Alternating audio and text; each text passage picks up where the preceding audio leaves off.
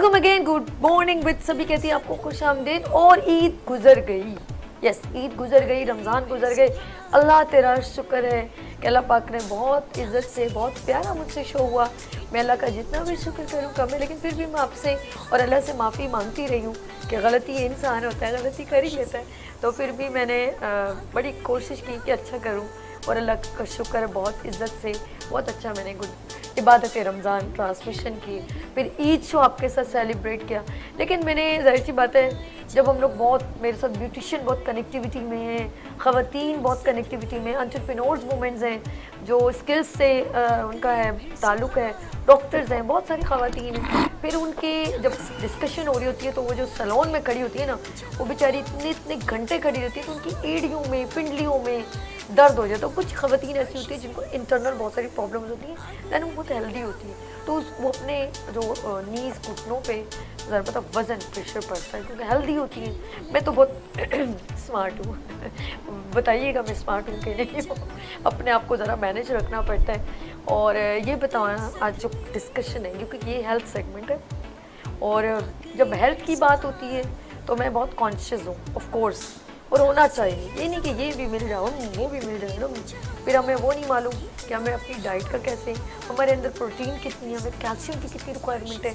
फिर आपके जो है वो बैठे हैं तो कंप्यूटर पर बस यूँ करके बैठे हैं, और अगर हम लोग ड्राइव कर रहे हैं तो फिर वो हम लोग बैठे हैं कंप्यूटर पर बैठे हैं, तो परवाह ही नहीं की हमने। तो वो जो हमारी मिस्टेक्स है ना, वो हमें बहुत प्रॉब्लम्स क्रिएट कर देती हैं। तो हमें चाहिए हम अपनी इन तमाम चीज़ों को जो हमें न्यूट्रिशन वैल्यूज़ दे रही हो रही थी उनको इनटेक करना कितना ज़रूरी है। रेगुलर हमें अभी गर्मियाँ चल रही हैं तो हमें कैल्शियम कैसे मिलेगा, दही लस्सी और कच्ची लस्सी, और हमें सन कैसे लेना, क्योंकि वैसे गर्मी बहुत है, सन को देख के बंदा घबरा जाता है। तो ये सारी आज डिस्कशन होगी, और ख़ास तौर पर ऑस्टियोपोरोसिस हड्डियों का भुरभुरा होना, ये बहुत डेंजरस है। और कुछ लोगों की कैल्शियम डेफिशिएंसी से नील्स नाखून जो है वो भी टूटने लगते हैं। कुछ लोगों का आपने देखोगे वाइट स्टेन्स दाग पड़े हुए होते हैं। ये बहुत सारी प्रॉब्लम्स हैं, और ये वही बता सकते हैं जो बहुत ही ज़्यादा सीनियर हो और ऑर्थोपेडिक सर्जन हो। तो वो कौन है? डॉक्टर खुर्शीद अनवर साहब। अस्सलाम वालेकुम अस्सलाम। डॉक्टर साहब कैसे हैं? By the grace of God I am all right. Good है, thank you so much for coming in on show. आप हमारे शो में आए और माशाल्लाह गुफ्तगू, क्योंकि you are very senior person, और ऑर्थोपेड आपके तो बहुत ज़्यादा मैंने देखा है डॉक्टर्स, मतलब आपके पेशेंट्स बहुत होते हैं। तो आज मैं डिस्कशन करना चाह रही हूँ क्योंकि गर्मियाँ आ गई हैं और nutrition value relevant to calcium, how can manage, कैसे करेंगे? हमारी सुबह का आगाज़ उस बाबरकत ज़ात के नाम से, और तमाम तारीफ़ें वहदहू ला शरीक ला के नाम जो तमाम मखलूक का पालने वाला है और किसी का मोहताज नहीं। आज हमारा ज़ेर बहस मौजू कैल्शियम है। कैल्शियम हमारी बॉडी का बहुत एसेंशियल एलिमेंट है। इसी तरह ही है कि जैसे किसी बिल्डिंग को खड़ा करने के लिए सीमेंट की ज़रूरत पड़ती है, हमारे बॉडी के अंदर कैल्शियम बहुत मेजर पार्ट प्ले करता है। हमारे अंदर 99% कैल्शियम जो है हमारी हड्डियों और दांतों में होता है, और सिर्फ 1% हमारे ब्लड के अंदर और दीगर टिश्यूज़ के अंदर होता है। हमें रोज़ाना जो कैल्शियम की ज़रूरत पड़ती है वो 1000 मिलीग्राम की रोज़ाना पड़ती है। 1000 मिलीग्राम हमारी डेली की ज़रूरत है, जो कि हमें डाइट से हासिल होती है। अब सवाल ये पैदा होता है कि वो डाइट कौन सी है जिससे कि हमें कैल्शियम मिलता है, और वो फ्रूट के अंदर ख़ास तौर पर हमारे यानी कि एप्रिकॉट जिसे हम खुबानी कहते हैं, पपाया, अनानास, कीवी, लीची और ऑरेंजेस जो हैं ये फ्रूट के अंदर शामिल हैं। दूसरी तरफ देखें तो अल्लाह पाक ने बड़ी नायाब चीज़ें रखी हैं जिसकी तरफ हमारा ध्यान तो नहीं जाता, लेकिन है उसके अंदर खशखाश है, तिल हैं, तुख में शरबती है। लेकिन ये जो जिन चीज़ों की जिक्र कर रहे हो आपने, सॉरी तिल, खशखाश, ये गर्म तो नहीं, खश नहीं, अजवाइन, खशखाश, तिल, तुख में शरबती, ये तमाम चीज़ें जो हैं कैल्शियम से भरपूर होती हैं। इसके साथ साथ बादाम और मूंगफली भी लार्ज पार्ट प्ले करती है। इसी तरह डेयरी प्रोडक्ट्स जिसके अंदर के चीज़, मिल्क, योगर्ट जिसे दही कहते ठीक है, हैं, वो भी बहुत ज़रूरी है हमारे लिए। ग्रीन लीफी वेजिटेबल्स जिसके अंदर आपकी बंद गोभी है, ब्रोंकोली जिसे कहते हैं, केले, ये भी एक किस्म की गोभी है। इसी तरह और जो है भिंडी है, लेकिन स्पिनच जिसको सलाद कहते हैं वो नहीं। सलाद देखने में तो ग्रीन है, लेकिन वो हमारे कैल्शियम के एब्जॉर्प्शन के अंदर हिंड्रेंस पैदा करती है, क्योंकि उसके अंदर ऑक्सैलिक एसिड होता है जो कि कैल्शियम को प्रॉपर्ली एब्जॉर्ब नहीं होने देता।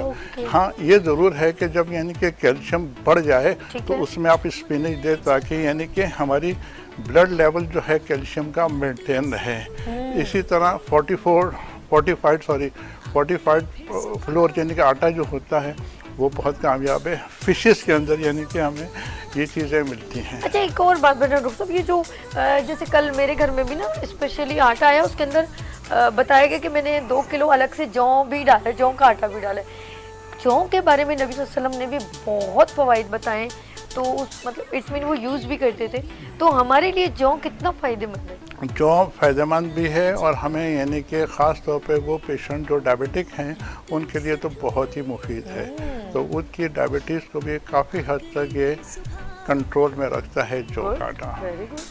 रोटी बड़ी मुश्किल से बनती, कल बनाई। ये ज़रूर है कि हर मुश्किलात के बाद आसानियाँ पैदा होती हैं, तो जितनी आसानियाँ पैदा होंगी उसके लिए थोड़ी सी मुश्किलात से गुजर जाए तो अच्छा है। बहुत अच्छी बात की कि थोड़ी सी यूँ होती है कि जब इंसान कुछ आसानियों के रास्ते देखना चाहता है तो उसको कुछ मुश्किलात से गुजरना पड़ता है।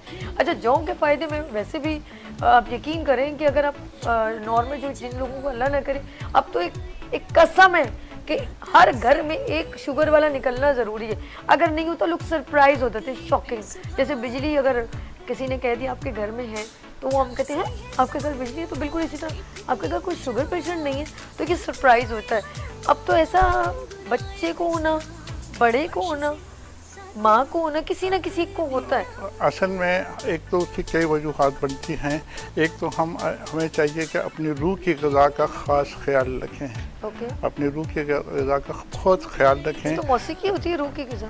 जी हाँ, बिल्कुल। आप मौसीकी लें, उससे भी आपके जिस्म के अंदर एक नई तवानाई पैदा हो जाएगी। वैसे आप गाने वाने गाते हैं? तो एक बार ही पूछ। मैं गाता तो नहीं, आप कहेंगे तो गा ही लूँगा। अरे वाह डॉक्टर। अच्छा, दूसरी बात है कि हम जो पानी पी रहे हैं वो मुज़र सेहत है। जो अनाज, सब्जियां, फ्रूट हम खा रहे हैं, उनके केमिकल अज्जा जो है हमारी बॉडी में दाखिल हो रहे हैं। और इसी तरह यानी कि शोर जो है हमारी क़ुव्वतों के समात के लिए खतरा बनता जा रहा है। ये तमाम मसाइल मौजूद हैं, लेकिन सवाल यह है कि इनको कौन हल करे, मैं या आप। दोनों में से कोई एक है जो हल करेगा, वरना कैसे हल होगा। सही कहा, कसम से। तो सर अब क्या सोल्यूशन नहीं है ना डॉक्टर साहब, ये भी तो बताइए ना। सोल्यूशन इसलिए नहीं है कि अगर हम अपनी नीयतें साफ़ कर लें तो हर चीज़ का सोल्यूशन निकलता चला आएगा। काश कि हम अपनी नीयतों को पाक साफ़ कर लें तो हमारे रास्ते आसान हो जाएंगे। बहुत अच्छी। अच्छा, एक और चीज़ है, मैंने देखा कि जाहिर सी बात है कुछ बीमारियां हम लोगों के अपने हाथों की लगाई हुई, जैसे टेंशन लेना, लोगों के बारे में बुरा सोचना। मैं इसी सिलसिले में मैं आपको एक चीज़ ये बताऊं कि यानी कि कुछ फैक्टर ऐसे हैं जिसकी वजह से हमारा कैल्शियम लेवल कम हो जाता है। मतलब स्ट्रेस है, एंग्जाइटी है, इंटेंस एक्सरसाइज है। बहुत ज़्यादा एक्सरसाइज करने से भी हमारा कैल्शियम लेवल कम हो जाता है। और इसी तरह यानी कि एक्सरसाइजेज जो हैं वो भी हमारी कैल्शियम को कम कर जाती हैं। अच्छा। तो इसलिए ज़रा ख्याल रखना चाहिए कि ज़्यादातर इंसान स्ट्रेस पर रहे, इंटेंस एक्सरसाइजेज के अंदर न पड़े और अपने आप को आज़ाद ख्याल रखें।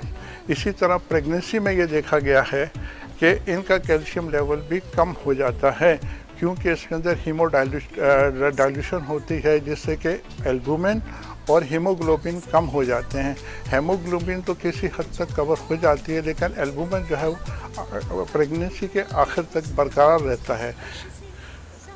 ये चीज़ तो जो इसकी वजह से हमारे ऊपर जो मनफी असरात पड़ते हैं प्रेगनेंसी के अंदर वो ये हैं कि कैल्शियम की कमी की वजह से एक तो यह है कि प्री मेच्योर बर्थ हो जाएगी, बर्थ वेट लो हो जाएगा बच्चे का, slow growth of the baby हो जाएगी। ये तो बच्चे के ऊपर हैं जो असरात पड़ेंगे। इसी तरह जो बड़े होंगे, जो माँ होगी उसके ऊपर हाइपरटेंशन हो जाएगा, मसल क्रैम्प्स उसके अंदर आना शुरू हो जाएंगे, थकावट और कमज़ोरी महसूस होना शुरू हो जाएगी। ये चीज़ें इसके अच्छा, साथ एक साथ और आपने कहा जैसे कैल्शियम डेफिशिएंसी, कुछ लोगों को टैबलेट दी जाती है, कुछ लोगों को ऐसे है कि भाई ये कैल्शियम की टैबलेट ले लें, या कोई लाइक कोई भी लिक्विड दे दिया, जिससे वो जैसे एक होती है वो टैबलेट जिसको पानी में घोल देते हैं, जैसे कहते हैं वो कैल्सी वगैरह, ठीक है। लाइक ये तमाम चीज़ें जिनको अल्लाह न करे किडनी प्रॉब्लम है, तो कहते हैं कैल्शियम की टैबलेट ज़्यादा नहीं लेनी चाहिए, कोई भी टैबलेट कंटिन्यू नहीं लेनी चाहिए। तो हम कैसे मैनेज करेंगे?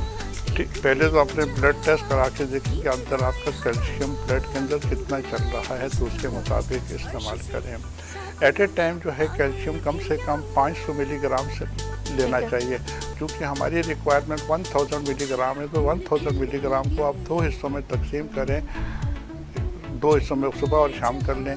इसी तरह कैल्शियम जो है कौन सा लेना चाहिए और कौन सा नहीं लेना चाहिए।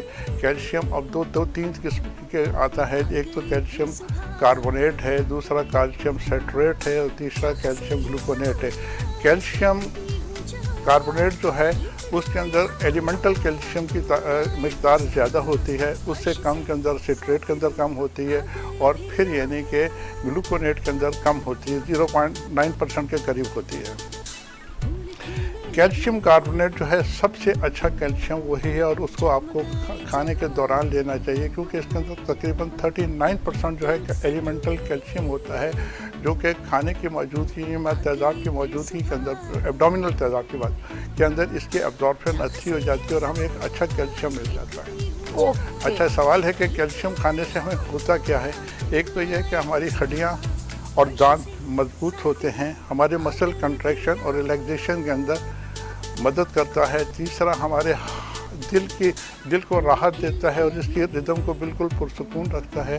हमारे नर्व फंक्शन के अंदर अच्छी परफॉर्मेंस देता है। तीसरा, और हमारे खून के जमने के अंदर भी इसकी बहुत ज़्यादा मदद है। ओके, अच्छा डॉक्टर साहब, एक और बात पूछना चाहूँगी कि जो प्रेग्नेंट ख़वातीन होती हैं, ठीक है, उनको अगर अल्लाह ना करे हड्डियों का कोई दर्द हो, तो क्या वो कुछ भी टैबलेट यूज़ कर सकती हैं डॉक्टर से पूछ के? आपके कुछ से भी मुराद क्या है?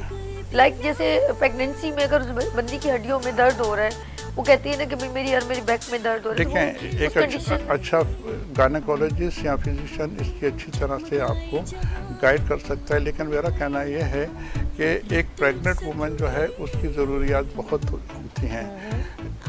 उसके कम से कम ऐसी चीज़ें जो कि कुछ दवाइयाँ ऐसी होती हैं जो उसको नहीं देनी चाहिए, कम से कम 6 वीक्स तक तो उसको नहीं देना चाहिए।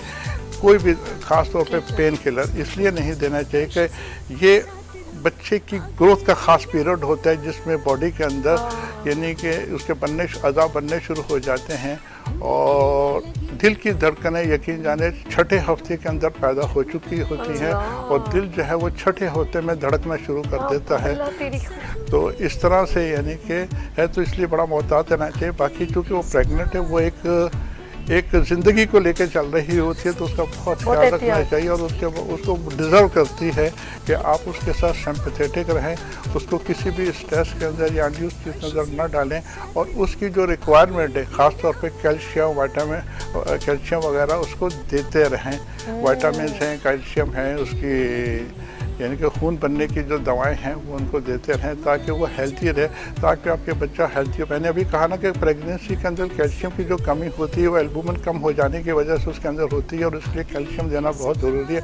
वरना वही है कि प्री मेच्योर बर्थ हो जाती है, बर्थ वेट उसका लो हो जाता है, slow growth of the baby होना शुरू हो जाती है। हम एक कितने सारे मसाइल से दो चार हो जाते हैं। अच्छा, बहुत इंपॉर्टेंट अभी मैं सवाल करने वाली, नाज़रीन शायद आप लोग भी देखते होंगे, मैं कल देख रही थी फेसबुक पे, और वो उनके दोनों नीज जो है ना, एक डॉक्टर का बता रहे थे कि जी मैं घुटने जो है ना, वो क्या बोलते हैं इसे, घुटने की नी की जो, मैं अब क्या बोलूँ इन दोनों, नी कैप, हाँ हम कटोरी आप लैंग्वेज में को कटोरियाँ, ये दोनों घुटने बदल सकते हैं, अच्छा, उसने फिर आगे से डॉक्टर ने कहा कि जी ये जो बदलते हैं ये कम से कम 15 लाख का है, तो मैं जो है वो 1.5 लाख 1 लाख में मैं कर देता हूँ। सर मुझे थोड़ा सा इसके बारे में, क्योंकि मेरे जितने नाज़रीन देख रहे हैं उनके दिमाग में भी कुछ लोगों के ऐसी कौन सी तकलीफ है, क्योंकि मेरे आंखों के आगे गुजरी नहीं है इसलिए मुझे मालूम नहीं, मैंने तो सिर्फ फेसबुक पे देखा। तो ये कौन से पेन होते हैं जो दोनों घुटने बदलने पड़ते हैं? देखें, अगर अपनी ज़िंदगी का आप लाइफ स्टाइल बदल रहे हैं और अपने पर कुछ तवज्जो दें तो बहुत कुछ हासिल हो जाएगा। जब हम लापरवाही का शिकार हो जाते हैं तो हमारे अंदर बहुत कुछ आना शुरू हो जाता है। अगर जैसे कि इसको जिस बात का आप जिक्र कर रहे हैं, इस बीमारी को ऑस्टियो आर्थराइटिस कहते हैं।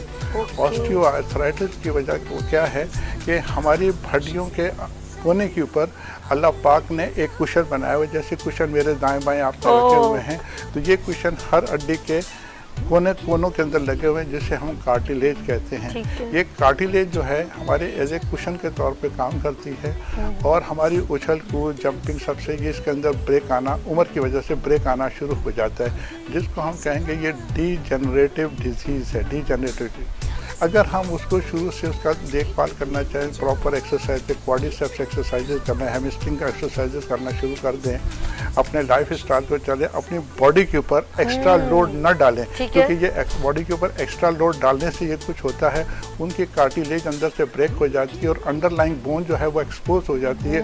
दो बोन जब आपस में यूँ टकराती हैं तो उसमें ग्राइंडिंग ग्राइंडिंग सेंसेशन पैदा होनी शुरू हो जाती है और इंसान को बहुत दर्द होता है। खैर ये सिलसिला बहुत स्लो ग्रोथ है, लेकिन चलते चलते कि ऐसा मुकाम हो जाता है कि पेशेंट जो है चलने फिरने से भी बेजार हो जाता है, उसका चलना फिरना भी बहुत मुश्किल हो जाता है, दर्दों से वो भरा हुआ होता है। लेटा रहे या बैठा रहे तो तकलीफ है, ज़रा से भी वो चलेगा तो उसको दर्दें शुरू हो जाएंगी।